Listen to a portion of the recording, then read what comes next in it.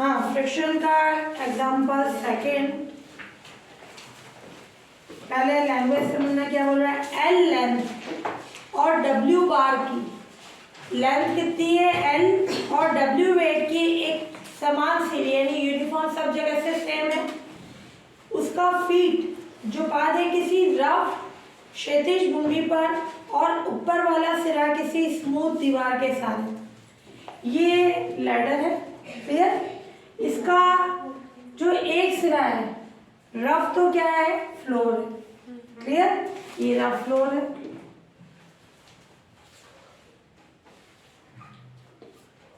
और smooth wall.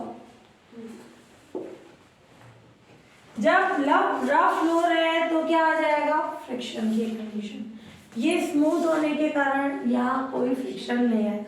अपन ने example first में किया था वॉल भी रफ थी क्लियर, तो यहाँ पे भी फ्रिक्शन की कंडीशन आ गई। यहाँ कोई फ्रिक्शन की कंडीशन नहीं आई। और लैडर की लेंथ कितनी दे रखी है एल, उसका वेट कितना दे रखा है डब्ल्यू। तो उसका यूनिफॉर्म जो लैडर है इसका एक जो है फीट, ये फीट हो गया किसी रफ हॉरिजॉन्टल प्लेन पे है और ऊपर वाला सिरा किसी स्मूथ वॉल के सहारे स्थित है।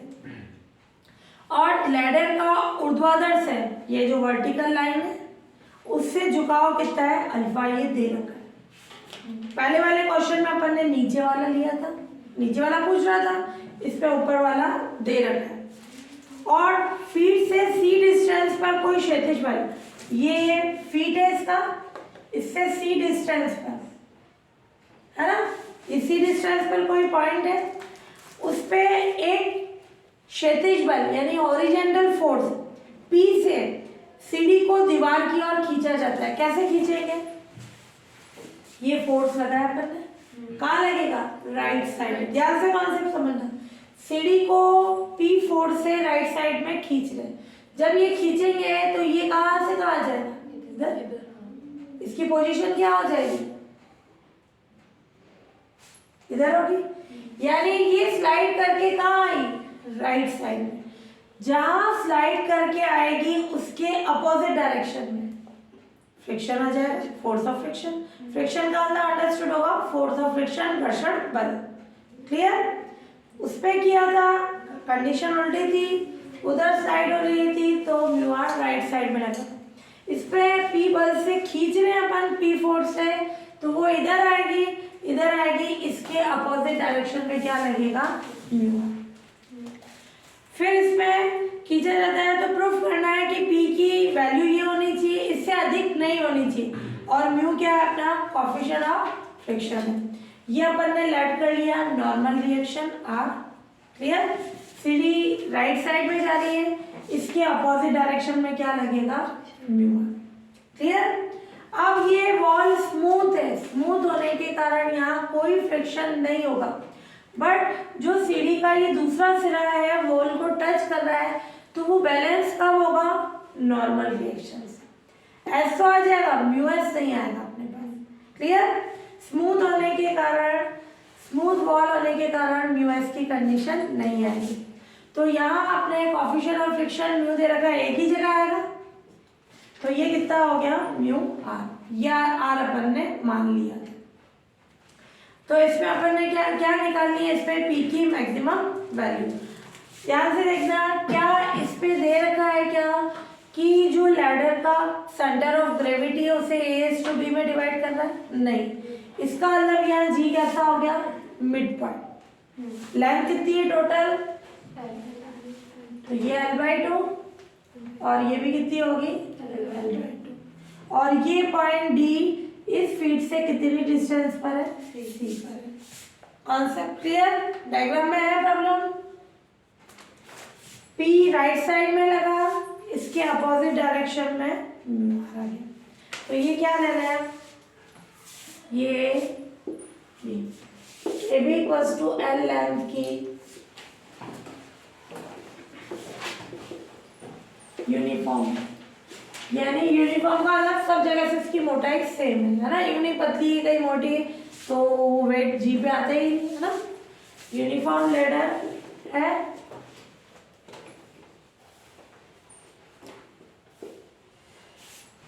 और इसका सेंटर ऑफ ग्रेविटी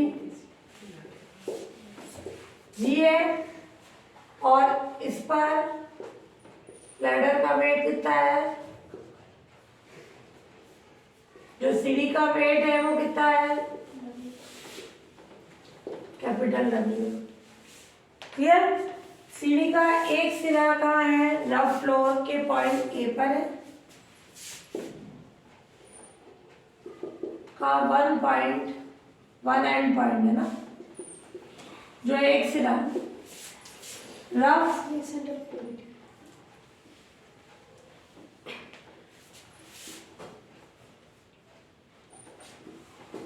फ्लोर के पॉइंट ए के कांटेक्ट में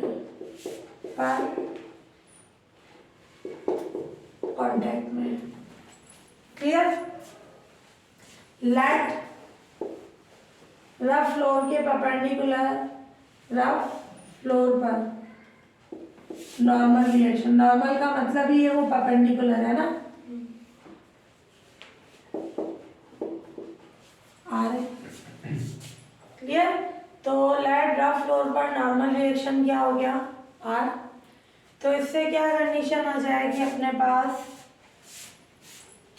और जो अदर है एंड पॉइंट है वो बी पे है ना, एंड अदर एंड जो second and point and ladder का सेकेंड एंड पॉइंट जो है स्मूथ वॉल, मैं इसको अंडरलाइन कर रही हूँ, वॉल स्मूथ है ना के कांटेक्ट में। क्लियर? और स्मूथ वॉल पर नॉर्मल रिएक्शन ऐसा लग रहा है, ये लैड कर रहे हैं, स्मूथ वॉल पर नॉर्मल रिएक्शन ऐसा लग रहा है।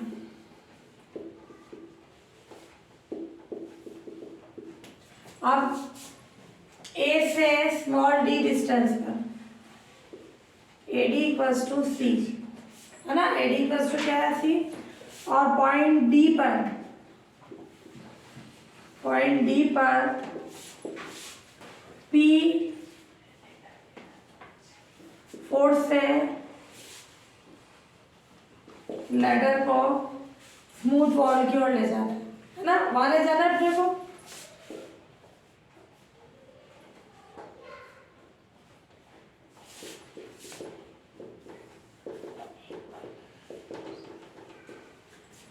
इसलिए ए पर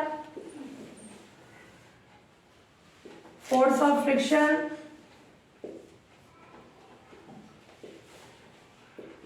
म्यू आर होता है। क्लियर? और गिवन है लेडर जो है स्मूथ वॉल के साथ अल्फा एंगल बनाती है ना, ये दे रखा है, गिवन है लेडर स्मूथ वॉल के साथ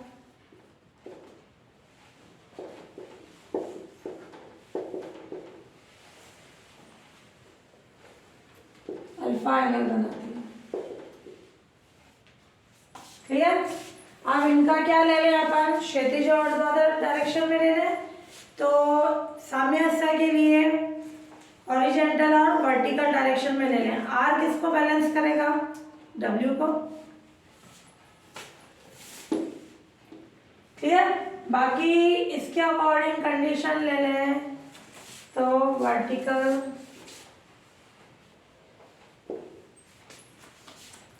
ये इक्विलिब्रियम के लिए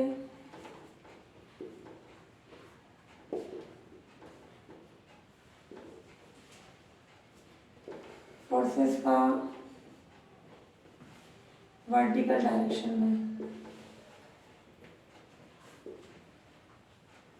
में लेने पर इसके लिए बताना चाहो वर्टिकल यानी बैलेंस कैसे होगा, आर ऊपर किस किससे बैलेंस होगा? W से। हॉरिजॉन्टल वाला लेना चाहो वो भी ले सकते हो। P किससे होगा? S प्लस म्यू आर से। क्लियर? और नहीं तो इससे वैल्यू निकाली नहीं है, P के आगे अपन कंडीशन बाद में दूसरा वैल्यू से निकालेंगे। क्लियर? लिखना चाहो तो वो लिख सकते हैं अपन। हाँ, अब अपन क्या ले लें? पॉइंट B के रेस्पेक्ट में मोमेंट लेने पर, पॉइंट B के रेस्पेक्ट में मोमेंट यानी आघूर्ण। ध्यान से देखना, B पे जितने भी फोर्सेस लग रहे हैं उन सबकी B से परपेंडिकुलर डिस्टेंस क्या होगी? 0। S की B से परपेंडिकुलर डिस्टेंस कितनी है? क्योंकि B पे लग रहा है, 0 होगी नहीं।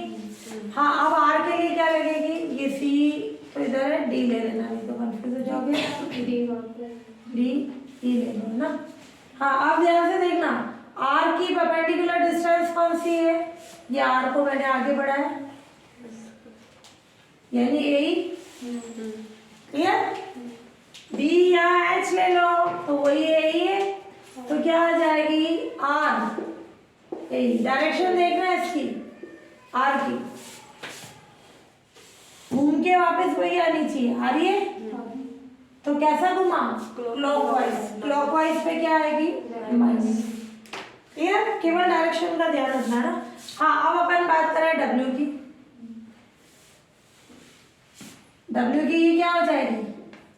BF, perpendicular distance.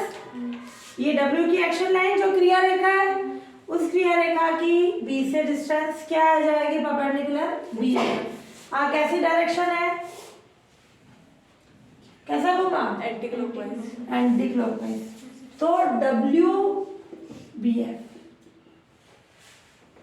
और कौन सा फोर्स है? R हो गया, W हो गया, म्यू आर। म्यू आर के लिए क्या है? कैसी डायरेक्शन है? घूम के वापस वही आना चाहिए, क्लॉकवाइज। मैं नीचे ले जाऊं, घूम के आएगी डायरेक्शन, तो ये B पे, तो क्लॉकवाइज। और डिस्टेंस कौन सी होगी? B। क्लॉकवाइज आने के कारण minus. Clear? Mu R B। हाँ, फिर बचा कौन? P। P भी फोर्सेस है, तो P के लिए क्या हो जाएगी? ध्यान से देखना, ये P की क्रिया रेखा, ये H ले लो, क्या होगी परपेंडिकुलर डिस्टेंस? BH। H है ऑलरेडी, HI ले लो, BI। तो ये क्या हो जाएगी? BI है ना। P के लिए डायरेक्शन कैसा घूम रहा है? Anti clockwise. PBI। मेन इस क्वेश्चन में ये इक्वेशन है। अब सिंपल जैसे अपन 10th क्लास में निकालते हैं ट्रायंगल के लो से वैल्यूज निकालते हैं। हाँ, AE कैसे निकालेंगे? इन ट्रायंगल ABE, ये है अल्फा, ये L। हाँ, ये इसके सामने वाली साइड क्या हो जाएगी?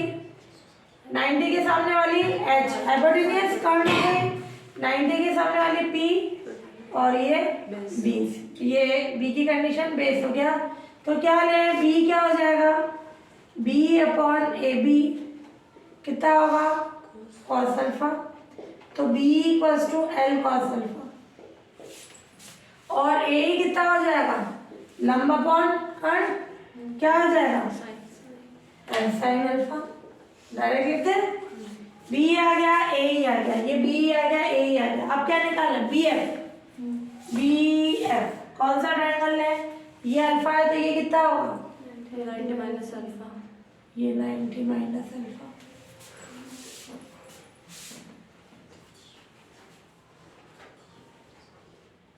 BFG 90 minus alpha. ये क्या हो जाएगा? P, ये H, B। 90 के सामने वाला हमेशा हाइपोटेन्यूज कर्ण होगा, एंगल के सामने वाला लंब हो जाएगा और बचा हुआ आधार हो जाएगा। क्या चाहिए? ध्यान से देखना, किस फॉर्म में निकालेंगे? जो साइड दे रखी है L/2, ये L/2 है यानी BG की फॉर्म में निकालना। क्या है? BF। तो BF अपॉन BG कितना होगा?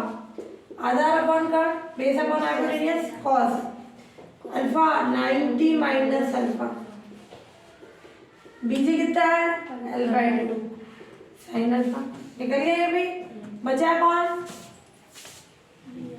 BI है ना, ये P BI था। BI के लिए क्या लें,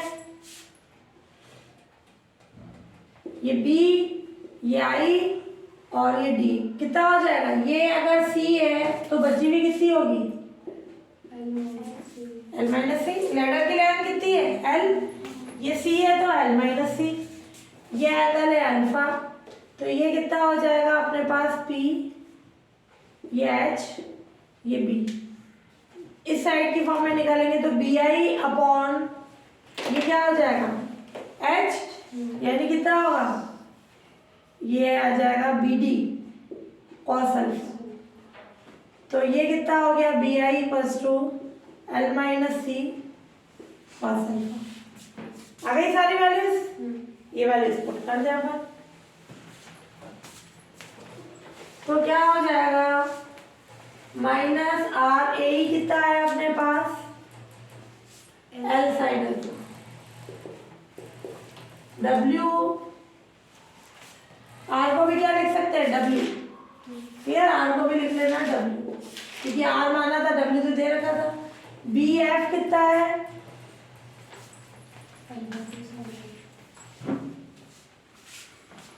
L/2